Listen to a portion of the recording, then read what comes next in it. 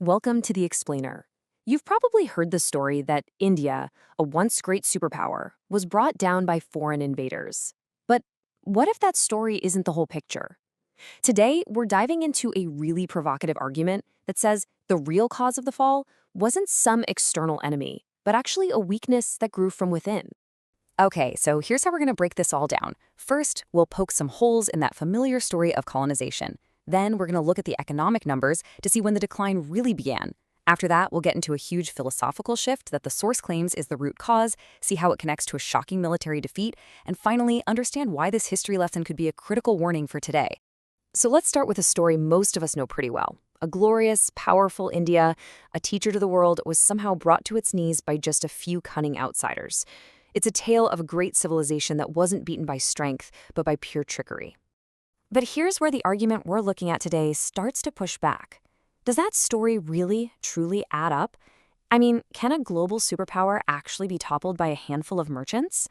The argument is that if you really look at it, something feels, well, a little off.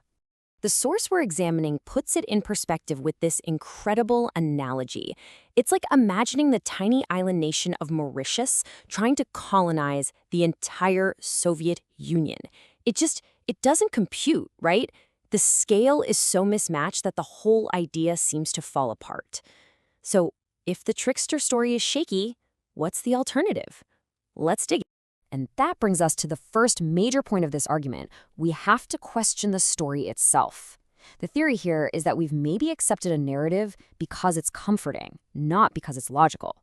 A story that might be covering up a much more uncomfortable truth about why things really went wrong.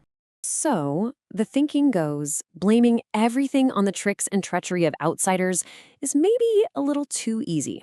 This perspective suggests that the foundations were already cracking from the inside, making the whole place vulnerable long before the first foreign ships even showed up on the horizon. Okay, so if the problem was internal, where's the proof?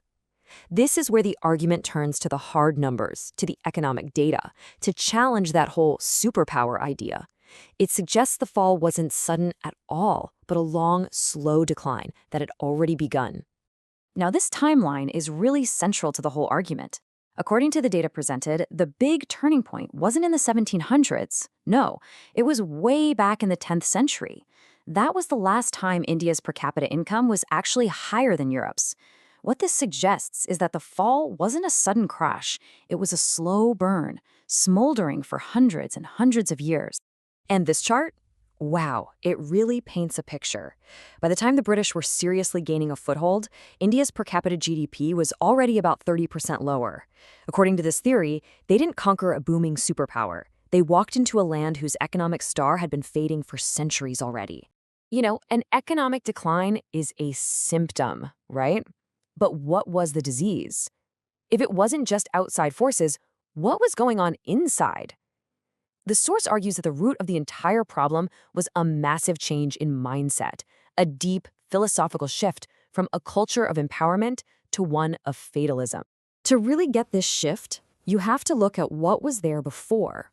The source explains that before the 10th century, a key philosophy was Advaita Vedanta. Now, this is a radically empowering idea. It basically teaches that the divine, the ultimate potential, isn't some old man in the sky. It's right inside you.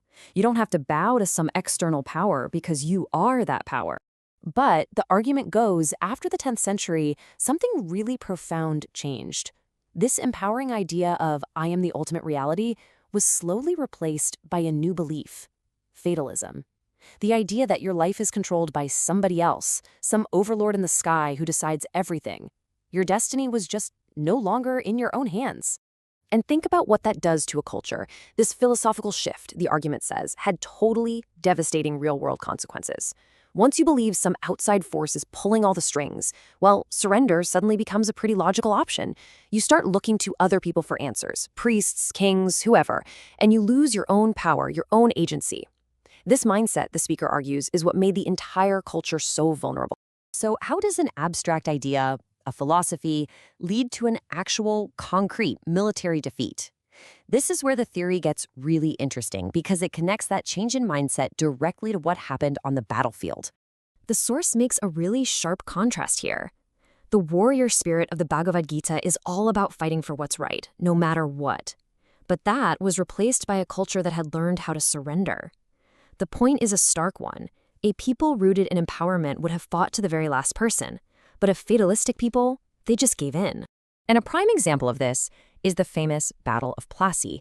An army of 50,000 was defeated by a force of just 3,000. 50,000 versus 3,000. Now, we all know bribery was involved, but the source argues that the sheer scale of this defeat points to something much deeper, a surrendered mindset, an army that had kind of already accepted its fate before the fight was even really lost. This slide really illustrates the practical difference between these two mindsets beautifully. On one hand, you have the West, using astronomy, using science to question the skies, to build tools, to navigate and explore the entire world. And at the same time, the argument goes, India was turning to astrology, praying to the skies, asking for a good fate that was ultimately out of its own hands. And this all leads to a pretty striking conclusion. India wasn't just defeated by the British. It was defeated by Greenwich. The real conquerors weren't just soldiers with guns, they were the products of a scientific mindset. Things like the marine chronometer, tools that were born from a culture that wanted to master its destiny, not just wait around for it. And finally, the argument takes this whole historical analysis and brings it right into the present day. Because according to this theory, this isn't just about the past. This is a direct warning about the future. The entire argument really builds up to this one deeply uncomfortable question. If the cultural mindset that led to the fall over 1,000 years ago is still around today, then what does that actually mean for the nation's future? The argument's warning is pretty stark. If the root cause of the fall, this fatalistic mindset that waits for others to decide your fate, if that was never really fixed, then the vulnerability is still there. The danger hasn't gone away. And this, right here, is the absolute core of the entire argument. The defeat wasn't because of external enemies. It was because of internal reasons. And if those same internal cultural patterns are still around, then the nation is still at risk, with the fault, as the source puts it, being entirely our own. So let's just quickly recap the 4 main steps of this whole argument. First, you question the popular myth. Then, you see the economic decline started way before invaders showed up. Third, you identify that big philosophical shift from empowerment to fatalism as the real root cause. And finally, you connect that mindset directly to historical defeats. Our goal here was to unpack this specific, really challenging perspective. It kind of moves the conversation away from just blaming outsiders and really forces a look inward. And it leaves us with one crucial question, not about the past, but about the path forward. What philosophy will define India's future? Will it be one of empowerment and agency, or one of fatalism? According to this argument, that choice is everything.